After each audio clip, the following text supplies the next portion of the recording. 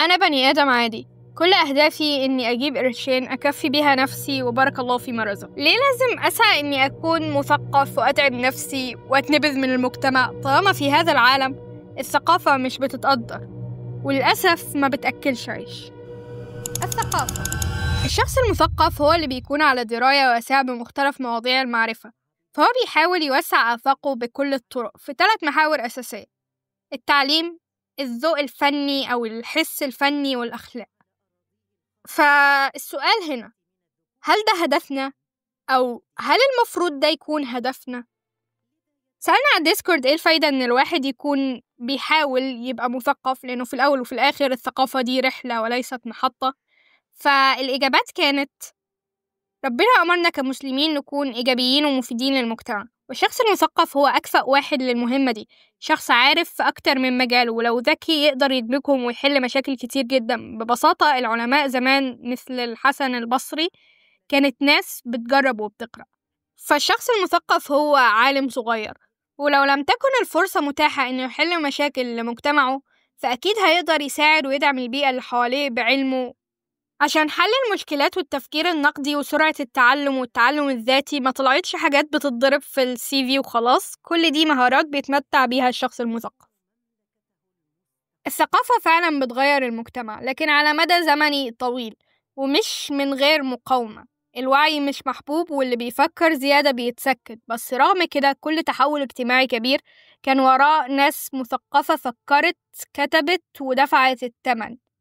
يعني الثقافة بتأثر، بس أحيانا بتدفن اللي حملها قبل ما تثمر، وهي مهمة جدا للمجتمع عشان بتخلي التعامل أسلس بين الناس وبيبقى فيه تفاهم ووعي أكتر، وبيبقى وقتها الموضوع أريح.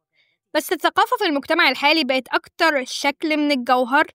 الناس بتقرأ عشان تقول إن هي بتقرأ، بتناقش عشان تكسب مش عشان تفهم، فالنتيجة ثقافة استهلاكية ومش بناءة. بالنسبة لي الثقافة مش رفاهية، هي محاولة مستميتة أفهم بيها نفسي والعالم اللي حواليا، أحط سياق للمعنى، أخلي وجودي ما يبقاش ميكانيكي. أوكي، بمناسبة الرد ده العقاد قال: الحرية لا تمنح جاهزة بل تكتسب بالعقل والمعرفة. ومالك ابن نبي قال: لا يمكن أن يكون هناك تحرر دون وعي ولا وعي دون معرفة. غير إنه كون الشخص مطلع أو مثقف ده بيخلي رأيه مسموع وليه قيمة، لأنه غالبا رأيه ده بيستند على مصدر ما. ثانية، انتي قصدك إني أقرأ برا مجالي؟ مش لما أقرأ المنهج بتاع الأول؟ ها. الأيام دي التخصص بقى هو الأساس، أدخل مجالي أتعلم فيه كل اللي أقدر أتعلمه وأسد ودني عن أي حاجة تانية. وده منطقي لأنه العلم بقى متوسع قوي، فابقى قابلني لو خلصت مجالك أصلا. غير زمان كان عندهم فرصة إن هم يبقوا موسوعيين، نفس العالم يدرس في الرياضة والفلسفة والفلك ويألف كمان.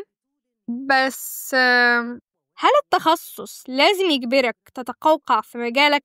الشيخ طارق السويدان قال في النقطة دي إن الواحد يقرأ 50% عن تخصصه، 40% عن علوم مختلفة، و10% عن هواية ليه. وفي آخر بودكاست لدروس أونلاين أستاذ أحمد سالم اتكلم عن أهمية كون الشخص موسوعي أو قارئ في أكتر من مجال. إن أي إنسان عادي يقدر يقرأ 40 كتاب كل شهر على مدى 4 سنين يخلوه عارف حاجة عن كل حاجة. رائع. مش هيخلوه عالم ولا هيخلوه متخصص ولا إلى آخره. طبعا ما كانتش لسه طلعت وقتها فكرة اليوتيوب والكورسات اليوتيوب والكلام. كان المصدر الوحيد لما كنا بنأصل للفكرة دي هي الكتب، إنك تعرف حاجة عن كل حاجة معايا. يبقى عندك الأرضية دي مش هتخليك عالم ولا هتخليك متخصص لا، بس هتخليك فاهم، تخليك تعرف تميز شوية لو حد بيهبد أو بيقول أي كلام. تعرف تسأل مين لما يكون عندك مشكلة. ما انت خلاص عرفت مين بيتكلم عن ايه. المشكلة دي تبع علم الاجتماع، المشكلة دي تبع علم النفس، المشكلة دي تبع الفقيه، المشكلة دي تبع عالم الحديث، المشكلة دي تبع بتاع أصول الفقه، من خلال القراءة. وطبعا لو قدرت انك تعقد صلة بمتخصصين يبقى انت كده زي الفل، كملت الموضوع من ناحيتين، من ناحية الكتب ومن ناحية الشيوخ والعلماء. فدي جت فكرة الثقافة المتكاملة. الواحد يكون مثقف ده مش معناه إني أقعد في آخر الفصل وأبطل أتكلم مع أي حد، عشان أكيد محدش فيهم هيفهم مخي الفذ. أو أروح أصاحب الناس اللي فوق 60 سنة عشان هما الوحيدين اللي هيعرفوا يتجاوبوا معايا فكريا. I am very happy that I spent my childhood with more adults than I did with kids my own age, because I was picking up more things from adults than I were from kids my own age. And I look and I go around sometimes and I hang out with other people that are my age and they're just kind of just selfie. I'm just like, dude, like, oh my God, like, can we talk about like the political and economic state of the world right now? بس الفكرة إني أقدر المعرفة، ولو في فرصة ليا إني أتعلم حاجة جديدة أخد الفرصة دي. وفي أكيد مصادر كتير لتثقيف الذات، منها السفر والتجارب الحياتية المختلفة والمميزة والتواصل مع ناس من مختلف الثقافات والخلفيات، وزيارة الأماكن الأثرية والمتاحف، والقراءة أكيد في المجالات اللي أنت مهتم بيها. والمجلات، فكرة المجلات مش عارفة ليه underrated، بس في إصدار واحد هتلاقي عشرات المقالات في كل المواضيع اللي ممكن تهتم بيها. والاستفادة من كنز اليوتيوب، محتاجين نعمل فيديو عن مراجعة التجربة اليوتيوبية، بس الواحد لما بيدور شوية عليه بيلاقي دورات وندوات وكورسات وعلوم كاملة عليه. مبروك، دلوقتي انت عارف ايه أهمية انك تقرأ في أكتر من حاجة. يمكن دي تكون بدايتك في التثقف.